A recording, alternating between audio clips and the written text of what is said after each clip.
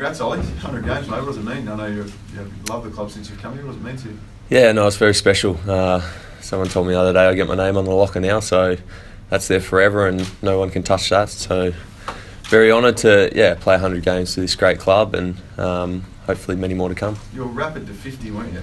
You were quick to 50. Yeah, I think I played 50. I got to 50 the first game of my third year. Obviously, we played a fair few finals my first 2 years, so that topped me up a little bit. But pretty rapid to 50, no injuries, and had a couple of injuries between 50 and 100. But to make it here this quick, for Kenny to show the faith to play me so much in my first couple of years when I perhaps didn't deserve a game, and he just wanted me to mature a little bit. He's very thankful for that. And how have you matured from 50 to 100 as opposed to 0 to 50, do you think? I think in a lot of ways. For one, I guess you understand your body a lot more. So now I know what to do midweek. I know what my body needs to get me up for each game, as opposed to probably when I was a bit younger. I thought I was invincible and could just get through each week. And I guess learning the game as well. I think as a midfielder coming in, when you're drafted, all you want to do is hunt the ball, win the ball, play offence, and footy these days is so important. Importantly played both ways, defensively and offensively, and I've had to learn that. When you were drafted, your mum wasn't overly impressed to go to Port Adelaide. Did you, at that point, think you'd play 100 games for the club? No, I didn't. No. Look, I remember my dad, when the first time we met, Port Adelaide, met Kenny. Dad was he was in all sorts, and I think he said to Kenny, he'll only be there for 2 years anyway. So to look back on that now and think how far I've come and how much I've fallen in love with the club, not just me, but also my family. They love coming over here, love supporting me, love supporting this club, and to make it to 100 games, 4.5 years in, I'm already going to be contracted for 6 years. It's something I'd never thought would happen, and it's such an honour to be here for 6 years. So. How did that turn from wanting to go after 2 years, all that thought of it, to now, and everyone's saying that if you stay, you'll probably be Port's next captain? Yeah, I think just the leadership at the club. The time I came in, Travis Boak took over as captain. Obviously, Kenny came in, and Koshi took over. So I guess those three people have turned the club around, and we've got a lot to thank them for. Kenny, Boakey, I guess, changing the culture of the playing group and what we stood for, and Kenny and Koshi obviously taking the sort of off-field and coaching side of it. So those three guys have had an enormous impact of turning this club around and getting it to where it is now. Could you see yourself, your contract after this year, do you see yourself maybe staying here for life? Yeah, I think so. Look, I don't really have any ambition to move anywhere. I love Adelaide, I love the club, and I guess you'd have to have a real special reason to go anywhere else. I guess I see guys moving interstate these days for money, for going for homesickness, but in terms of that, I think the risk outweighs the reward. The grass isn't always greener on the other side, and I guess if you're happy in one place, why move? Why change it up? So. Have you started contract extension talks with the club? Not really. I'm sort of letting the other guys get signed up first. I don't really want to put myself in front of them. Obviously, there's a lot of young guys getting signed at the moment, and there's a fair few more to come. So once that's all done, we'll look to get it done. But at this stage, I've got a year left, and I'm not in any rush. You just spoke about the captaincy. Could you see yourself perhaps taking on that captaincy role next year? Would you feel ready to do that? I'm not entirely sure. I think Travis Boak's leading the team pretty well at this stage, and I've still got plenty to learn. And at the moment, I'm loving playing the second fiddle role as vice captain, learning off Travis, learning off Kenny, learning off the other leaders. So at this stage, probably not. I think I've got a lot to learn still. It would suit you though, wouldn't it, Ollie? Because you're a footy head. It would suit you, that role. I wouldn't call myself a footy head. I love playing footy. I love analysing the opponent. I sort of try to get away from it during the week a little bit, but in terms of a captain being a footy head, I don't necessarily think that has to be the case. I know Travis has a lot of avenues away from football. He doesn't like to immerse himself in it too much. So, look, it suit a lot of people, and I'm just trying to evolve myself as a leader and learn as much as I can. What have you learned about leadership from Travis, and I guess how's it developed in your 100 games? I think just having to set the example all times, not just on field with your game, which is probably the most important part of leadership, playing well on game day, but also midweek and just setting the example and leading the way during the week.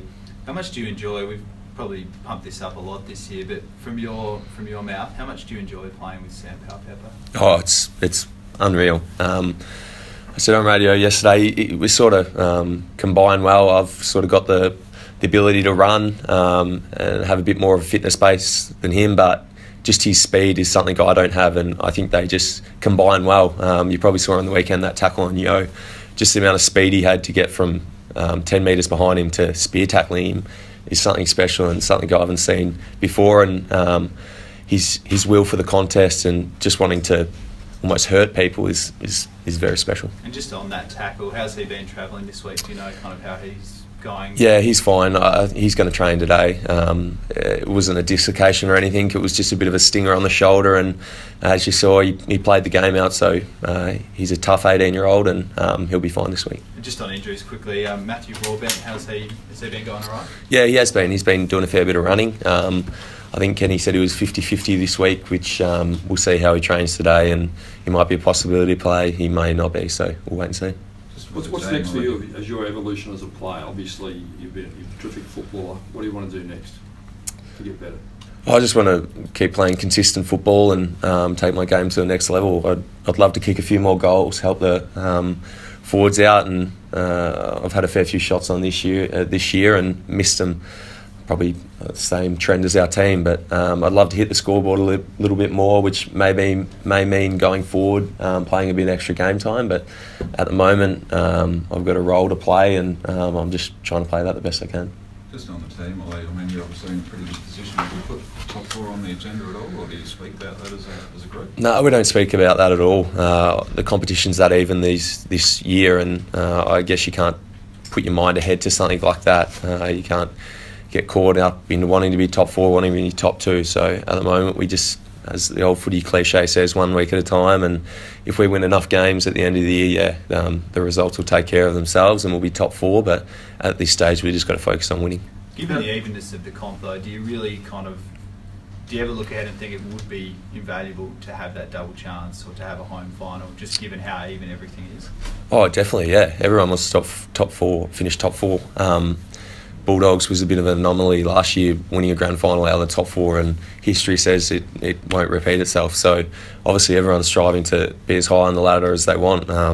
We'd much rather finish fourth than fifth, so we just got to take care of beating teams, getting 4 points on the board as much as we can, and hopefully at the end of the year we're up there. Who comes and watches this weekend, Ollie? How many family and friends coming over? I've got a fair few immediate family coming over, so most of them, and then a fair few of my mates are coming over. You only play your 100th once, so I've told them come over and jump on board, and hopefully we can get the result from it. Pretty quiet evening afterwards? Well, yeah, I don't think we'll be doing too much. Maybe just dinner with the family and quiet night. How does this Port team rate to 13 and 14? Look, we like to see ourselves as we've evolved. I think as the competition goes on each year, everyone's improving, and in order to survive in the competition, you've got to keep improving. So we'd like to think of ourselves as a much more developed team than those years. We're trying to sort of play the same game style without putting too much emphasis on it. We're trying to play that quick, really exciting game style offensively, but being hard and tough in defence. So in a ways, there's a lot of similarities, but we'd like to think we've improved since then. After the past 2 seasons, do you reckon Port Adelaide has regained the respect of the competition this year? Oh, I don't think so yet. We're fourth on the ladder as around 18 stands, but I think to earn that respect, you've got to win big games, you've got to win finals. So time will tell, and hopefully we can get to finals this year and put ourselves in a position to win those big games. But I think respect is earned over a long period of time, but it's lost in a short period of time. So at the moment, we're just battling away to earn that back, and we probably want to earn it internally first, amongst ourselves, get a lot of trust within amongst our teammates, and obviously externally that'll take care of itself. Do you guys have that? Do you guys have that trust? Because obviously you've been pretty consistent as a team all season, apart from that one game against Essendon a Yep. few weeks ago. Is that trust back? in the Yeah, team? yeah, definitely, and I guess that's what footy relies on: having trust amongst your 18 men out there, your 4 on your bench. You can only play good, consistent footy if you're all on the same page and everyone's reading what each other's doing. So I think we are all on the same page. Our trust is probably back to the level it was at 13, 14 when we were playing some good footy. So I think that's a big key to our game. How did that slip away for 2 years then? I think The just trust, like, yeah. yeah. I think mistakes throughout games and people probably not getting their job done consistently enough puts question marks in each other's heads if they're going to turn up at this contest. Am I going to be able to do my job? So I guess as little areas of that creep in, it starts to grow and gets contagious after a while. So we've had to do a lot of work to earn that back amongst ourselves, but I think we're back to our best. Is that why you think that the question of you guys claiming your top 8 scalp keeps coming up? It's almost like people still want to doubt you after the last couple of years. Yeah, definitely, and I think in all our history, people have wanted to have a go at Port Adelaide and talk them down, but as I said, results take care of themselves, and if we can keep winning, and as Tommy Jones said the other day, like, who cares if it's a top 8 team? You can only beat who you play, who you come up against. Obviously, we want to win every game we can, but if we win enough games and we can finish up the ladder and play finals, we can really care who we beat. The club signed another 3 talented youngsters last night, announced. What does it say about where the club's at the moment that you get guys like Bonner and Howard who haven't had a lot of opportunity that could go elsewhere for a bit more of a run that still want to be here?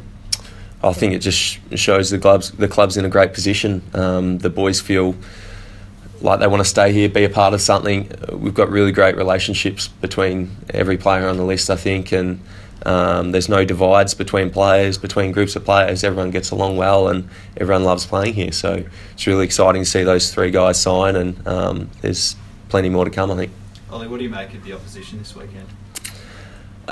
They're a team that's been around the mark. They're probably a bit stiff to not have another 4 or 5 wins on the board. The amount of games they've lost under a goal or 2 is pretty high, and I think if a few more of those results go along their ways, they're probably in the top 8. So I think they can't be taken lightly. They're a very exciting team, and they're going to be coming here to try to beat us Saturday. Just back on Brody, what's he, because he obviously came back and then was out again, what's he really struggling with to do and overcome? I'm pretty sure it's It's his ankle, yeah. It's the ankle, yeah. But like, he just can't run, or? I think it's the swelling still. I think he rolled it pretty badly at training, so they were able to get him up for the first week, but I think the swelling off that match and the inflammation that he got from the Richmond game was just a bit too much, and they're just trying to reduce that before he can play again. You got your own knees strapped, yeah, and he's struggling with that, or is that just half of the course? No, I damaged my PCL against West Coast in the first time we beat them, so it's been a bit of strife since then, but it's sort of starting to come good now. How do you get that better, mate? Just with time, yeah. It's something that the ligament scars up and repairs itself, but until that happens, I'll have a little bit of pain, but it's fine to play with. Just playing with discomfort. A little bit, yeah.